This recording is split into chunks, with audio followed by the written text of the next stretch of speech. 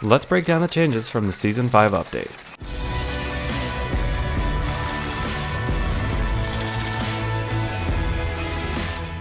Just like the last updates, a lot of changes were made to make things way more viable now. So let's see what's changed, starting with the Fennec. The Fennec got a pretty simple but substantial change. It no longer has a limb multiplier, meaning it's going to be way more forgiving, especially when you're hip firing.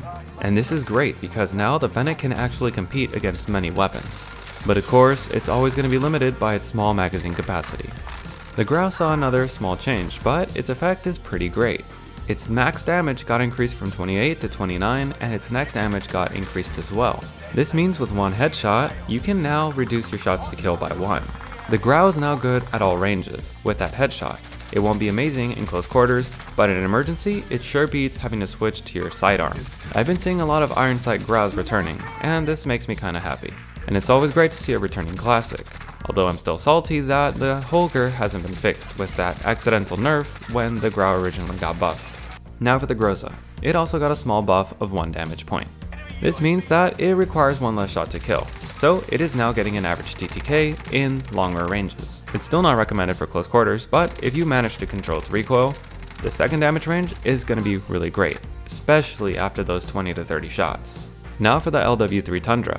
It saw a pretty significant change. It went from being a pointless sniper rifle to something that's actually decent now. In the first damage range, it's still going to get a 1-shot headshot, but upper and lower torsos now get a 2-shot down, but limbs are still going to be 3. In the second damage range, you can get a 2-shot down if you're hitting the head or the upper torso. You are no longer required to only be hitting headshots, which is pretty great for those of you who want to use this at slightly longer ranges. Now for the P90. It went from this to this. The P90 is pretty decent. And with this update, it just got a lot better. The second and third damage ranges got their shots to down reduced by 1, and the fourth range was pretty much entirely removed, which makes me think that it was originally just a bug. However, with its third damage range still being over a second long, the most accurate SMG in the game still doesn't have a great place in the Warzone meta. And now for the Vargo 52. Its ADS time went from 330 to 300, which is exactly where we want our long range weapons. So if you want that same ADS speed as before and want a little bit more recoil control, you can swap the Liberator barrel for the Task Force. So with this change, one of my most recommended weapons just got even better.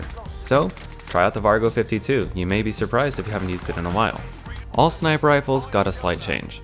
Flinch got decreased on heavy sniper rifles by 11%, and Flinch got decreased on light sniper rifles by 40%. So if you're someone that uses aggressive sniper rifles, you're going to find that it's going to be a lot easier to stay on track, especially when you're being beamed by someone with a no recoil assault rifle. For those of you using heavy sniper rifles, this change won't be affecting you that much, but honestly, any small change does help. Now for Battle Hardened. It supposedly got a 30% buff, which means 80% resistance to stun grenades. And I've heard this many times before, so let's see if it actually works. When we throw a stun grenade without Battle Hardened, the reticle on our weapon disappears for 3.35 seconds. And when we do it again with Battle Hardened, the reticle is gone for 3.69 seconds. Nice. Not really, because that is worse than without Battle Hardened. But then you do the test again, and you get 3.1 seconds. So what's going on? Battle Hardened is still very bugged. Or maybe there's some mechanic that I just can't figure out when it comes to Battle Hardened. Either way, I get consistent results when testing without Battle Hardened, but as soon as Battle Hardened goes on, something just doesn't work right. So I would still avoid using it. Hopefully they'll fix it soon, especially if they're being serious about us needing resistances for stuns way more.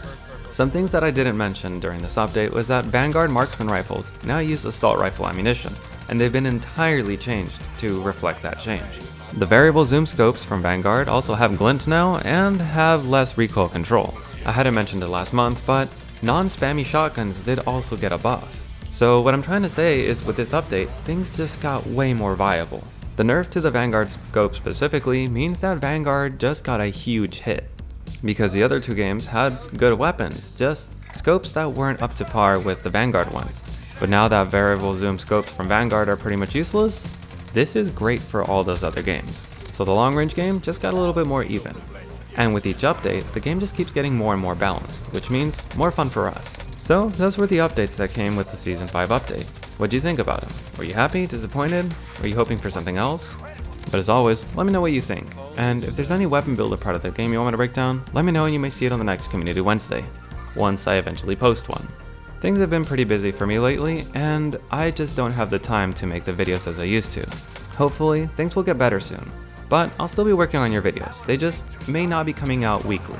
So if you stuck around, thanks for listening, understanding, and of course, thanks for watching.